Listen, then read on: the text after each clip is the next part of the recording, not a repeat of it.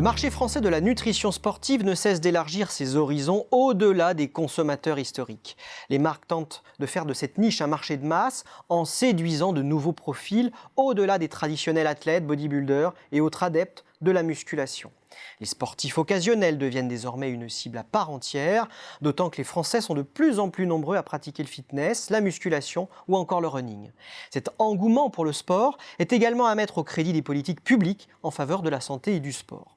Résultat, les ventes de produits de nutrition sportive ont progressé de 9% par an entre 2010 et 2019 pour atteindre 145 millions d'euros. Une telle croissance aiguise logiquement l'appétit de nouveaux entrants. De nouvelles marques apparaissent régulièrement et adoptent un positionnement différenciant, par exemple en proposant des produits bio, vegan ou sans allergènes, à l'instar d'Alter Nutrition ou Tribu Nutrition. Les spécialistes des repas en poudre comme Feed ou Vitaline s'engouffrent aussi dans la brèche en travaillant le marketing et le packaging.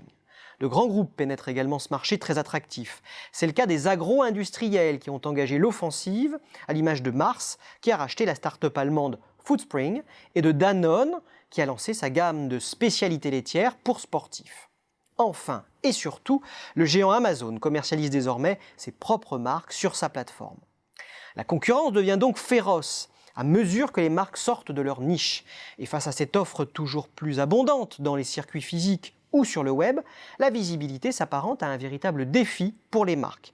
Un contexte qui les incite à renforcer leurs actions sur les réseaux sociaux.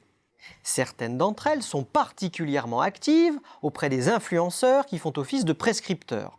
MyProtein, du e-commerçant britannique The Hut Group, a initialement bâti son succès sur ce modèle. Le portugais Prozis, lui, mise sur son programme d'affiliation qui propose à ses membres de toucher des commissions de 8 à 15% sur tous les achats effectués par leurs followers. La marque a notamment signé avec plusieurs influenceurs du milieu fitness, tels Efkan Kurnaz ou Gemcore. Le réseau Fitness Boutique a poussé encore plus loin la relation avec les influenceurs en participant à la création de marques sous le nom de leurs partenaires, comme InShape Nutrition. Autre défi de taille pour les acteurs, l'omnicanalité.